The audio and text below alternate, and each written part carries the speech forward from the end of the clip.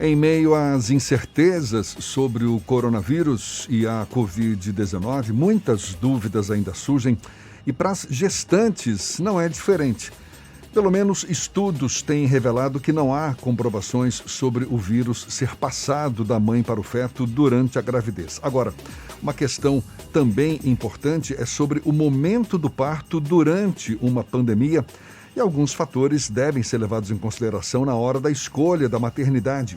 A gente conversa sobre o assunto com a médica obstetra Camila Rabelo, nossa convidada aqui no Issa Bahia. Seja bem-vinda. Bom dia, doutora Camila. Bom dia, tudo bem? Tudo bom, muito obrigado por aceitar o nosso convite. Doutora Camila, antes da gente falar sobre que fatores devem ser levados em conta na hora da escolha da maternidade, tem muitas gestantes certamente preferindo o parto em casa nesses tempos de pandemia. É uma opção viável, segura? Então, é um assunto bem delicado, porque a escolha pelo parto em casa não deve passar pela pandemia como uma coisa prioritária, entende? A escolha pelo parto em casa precisa ter outros motivadores e a gestante precisa ter a crença na segurança do parto em casa e esse desejo como uma coisa bastante sólida e bastante estudada e precisa ser desvinculado da pandemia. Se a gestante preenche os critérios de risco e se a gestante alcança esse lugar do imaginário em que ela confia, em que ela acredita, em que ela acha o parto em casa uma coisa bacana, aí é uma opção para esse momento. Mas ser uma opção apenas por conta do coronavírus, desconhecendo a realidade do parto em casa, as limitações do parto em casa e sem ter o devido desejo respaldado em tudo isso, eu acho que não vale a pena. Uma mera mudança de local não é o ponto, entendeu? Até porque o parto em casa, ele já ocorre ou já vinha ocorrendo antes mesmo da pandemia, não é? Acaba sendo uma opção para algumas gestantes. Agora, que Exato. fatores a senhora acha que tem que ser levados em conta para essa decisão? Com relação ao parto em casa? Sim. Do ponto de vista médico, a primeira coisa é que a gestante seja uma gestante de risco habitual, que a gente chama. É uma gestante que não tem fatores de risco detectados ao longo do pré-natal, não tem nenhuma comorbidade, não trata para nada, é uma gestante de risco comum. É uma gestante que segue o pré-natal sem apresentar nenhum problema. Essa gestante pode ser elegível para um parto em casa. Daí ela precisa também desejar isso e conhecer as limitações de um parto em casa dentro do nosso cenário. Porque o nosso cenário não é o cenário de outros países do mundo em que existe uma conexão adequada entre as equipes de saúde do parto em casa e as equipes de saúde hospitalares. Não existe um sistema de saúde que integre isso de forma adequada. Não existe uma retaguarda no hospital preparada e esperando a gente chegar, né? Não tem apoio institucional dos nossos órgãos de classe. Então, precisa conhecer essa realidade e entender um pouquinho de como funciona, né? O que é que a gente tem, o que é que a gente tem de suporte, até onde a gente pode dar conta dentro do domicílio e o que é que a gente precisa transferir. Mas seria isso. Tá certo. Agora, o ponto, né? Sim. E em relação às maternidades, que acabam então sendo, não é, uma opção, digamos, mais viável, mesmo em tempos de pandemia, quais seriam os fatores que devem ser levados em conta na hora da escolha dessa maternidade, doutora Camila? Então, para a escolha da maternidade, hoje, na realidade das pacientes do setor privado ligado a convênios, a gente acaba guiando a maternidade pelo convênio de acesso que a paciente tem, né? Esse é o primeiro critério e continua sendo, porque torna-se inviável muitas vezes o internamento, todo ele, sem contar com o convênio de saúde, né? Então, na minha realidade de assistência privada, a gente vai guiar por esse critério e tendo mais de uma opção, então a gente vai ver em cada momento daquela previsão de parto para cada um, a gente vai ver qual maternidade encontra-se com o melhor ou pior cenário com relação ao coronavírus. Todas estão, neste momento, com os fluxos mais organizados. Então, a gestante sintomática segue por um caminho, a gestante assintomática segue por outro. Então, teoricamente, a gestante vai ter que somar cuidados nessa sua ida para a maternidade, né? Levar o mínimo de coisa possível, levar uma mala que possa ser devidamente esterilizada, levar o material do neném todo ensacadinho para poder não ficar em contato com as superfícies. Ela vai ter que levar algumas máscaras para fazer trocas no hospital. Então, ela vai ter que se proteger muito mais, cuidar muito mais de tudo que está levando e, igualmente, quando ela chega em casa de novo, ela vai precisar tomar cuidados adicionais nessa entrada em casa. Mas ela não vai deixar de ir para a maternidade ter o neném por conta do coronavírus. Ela vai ter que continuar indo e adotar os devidos cuidados. A maternidade de escolha vai ser a que ela tem acesso, ou se ela tem acesso a várias, a que estiver melhor no cenário da pandemia na época do seu nascimento. Essa pandemia acaba alterando alguns processos e algumas tradições no parto. Por exemplo, hoje os pais que gostam da ideia de acompanhar o nascimento dos filhos têm um pouco mais de dificuldade para acompanhar, justamente por conta de todos os protocolos de segurança para evitar o risco de contaminação. Quais outras medidas, por exemplo, tem sido permitido aquele ensaio fotográfico durante o parto ou essas informações, esse tipo de procedimento não é recomendado nesse momento? Tá, começando do início da sua fala, os pais permanecem com acesso à assistência ao parto, certo?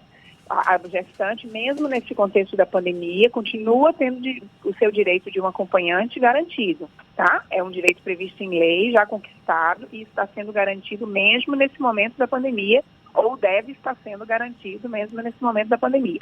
Este acompanhante precisa ser uma pessoa assintomática, sem suspeita de doença, mas ele está permitido essa figura. Agora, as demais figuras de um cenário de nascimento que a gente vem vendo nos últimos anos crescer, que é a presença da doula e a presença dos fotógrafos em sala de parto, essas outras pessoas não estão sendo permitidas dentro do ambiente hospitalar neste momento, por medida de segurança para diminuir a circulação de pessoas no ambiente hospitalar. Então, a doula não tem acompanhado as gestantes durante seu internamento hospitalar e as fotografias de parto não estão sendo permitidas neste momento. Mas o acompanhante único de direito está sendo permitido. As doulas não, mas os fotógrafos podem ser os próprios pais, né? O próprio papai ali. Sim, o próprio papai. Não há esse acompanhante único de direito pode fazer o apoio ao gestante na função, o apoio no lugar de uma doula, como pode fazer as fotografias, né? Ele pode fazer o que ele quiser, mas é um acompanhante único. Doutora Camila, na rede pública, a senhora tem relatos de gestantes com dificuldades para começar o pré-natal, isso por conta de unidades básicas de saúde e hospitais públicos lotados com casos de Covid-19, ou porque não estariam marcando consultas ou realizando exames? Eu acho que mais pela segunda opção, porque eles não estão, no momento inicial de fecha o serviço, para de trabalhar, houve uma suspensão na marcação desses pré-natais.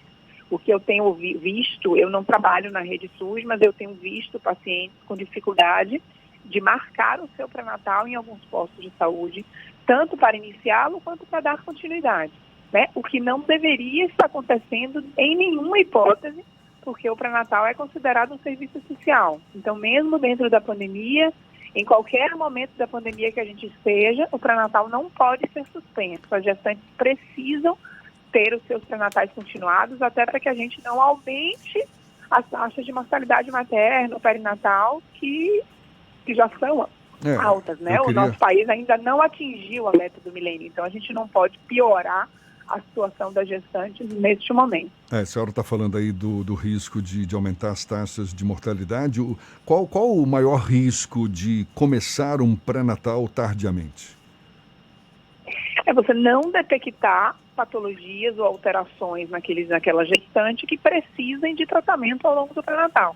Então você deixa problemas se continuando sem conhecimento daqueles problemas, e aí quando você muitas vezes vai fazer a assistência, o problema já é grande o suficiente ou já impactou na gestação de uma forma mais grave. Então vai impactar no momento de nascimento desse neném ou vai impactar na saúde dessa mãe. Você precisa fazer a detecção dos problemas precocemente, de forma que você consiga abordá-los e tratá-los devidamente desde o início, né? E colocar aquela mulher desde o início num segmento de pré-natal de risco ou num segmento de pré-natal de risco habitual. As gestantes com sem risco, elas podem ter o seu pré-natal mais espaçado nesse momento da pandemia. Elas podem ter suas consultas mais demoradas entre uma e outra. Elas podem ter alguns exames mais espaçados também para minimizar a circulação dela na cidade em busca de exame, em busca de coisas. Mas a gestante de risco precisa ser identificada e seguida dentro do protocolo habitual. Senão soma-se risco a essa mulher e a esse neném. Doutora, e puérperas, quais são as recomendações que a senhora dá? Porque no momento que nasce o filho, tem muita gente que quer visitar. Não é recomendado as visitas nesse momento de pandemia para evitar o risco de contaminação, correto? Correto. As puérperas, assim como as gestantes, foram incluídas no grupo de risco para as complicações do coronavírus, né? Então, a orientação formal é que não haja visitas. A gestante vai internar, sendo este o parto hospitalar, ela, o seu acompanhante de direitos apenas, e ela vai seguir com este único acompanhante e mesmo acompanhante até o final do internamento. E as visitas não deveriam estar sendo permitidas nem no hospital, nem no domicílio, porque é mais gente circulando e é mais gente vendo aquela gestante, vendo aquela puérpera, no caso, né? E trazendo mais risco. Então, ela precisa ficar limitada ali à convivência com as mesmas pessoas essas que estavam previamente em isolamento junto com ela, de forma que ela fique ali exposta àqueles mesmos riscos que já existiam antes. Doutora Camila, para a gente encerrar, eu falei no início que estudos têm revelado que não há comprovações sobre se o vírus é passado da mãe para o feto. A senhora tem acompanhado pesquisas nesse sentido? Sim, o impacto da Covid Covid? não é de todo verdadeira. Eu escutei lá, mas que bom que você relembrou para eu comentar. Sim. Já existe um relato francês bem documentado que parece haver transmissão, sim, da mãe para o neném. É um relato único, mas é bastante bem elucidado, demonstra o vírus em todas as estruturas, no cordão umbilical, na placenta, no líquido amniótico. Foi testado tudo aquilo com pouquíssimas horas de vida, então a gente acredita hoje que exista sim o risco de transmissão vertical da mãe para o neném. Faltam maiores estudos, falta melhor documentação, sim, mas não dá mais para afirmar que não há esse risco. Esse risco, ele parece existir de uma forma bem importante. O que reforça a importância... Uma coisa importante nesse contexto é a questão da amamentação. Também já existem alguns relatos querendo questionar a presença do vírus no leite materno, mas por hora a amamentação está sustentada, permitida e incentivada. É assim que a OMS se coloca ainda diante da amamentação. A importância da amamentação é documentada de forma muito séria, então assim, não vale suspender a amamentação ou adiar o seu início em função de um contexto que não é tão conhecido ainda. Assim como os resultados, os nenéns acometidos todos têm bom prognóstico, têm boa evolução. Então, teoricamente, não se justifica mexer na amamentação, que tem benefícios claros comprovados. Certo? Perfeito. Agora, a transmissão vertical parece existir e a gente precisa ficar atento e cuidar mais ainda das nossas gestantes para que elas não se exponham devidamente ao risco. Tá certo, exatamente. Reforça aí o cuidado com a higienização, enfim, todas essas recomendações que a gente já sabe necessárias para evitar essa doença. Muito obrigado à doutora Camila Rabelo, médica obstetra da equipe Vervita de assistência ao parto, conversando conosco aqui no Issa Bahia. Muito obrigado pelos seus esclarecimentos. Obrigada a vocês pelo convite. Um bom dia. Bom dia. E a gente lembra que essa conversa também vai estar disponível logo mais. São todas as nossas entrevistas nos nossos canais no YouTube, Spotify, iTunes e Deezer. Agora 7:52 na Tarde FM.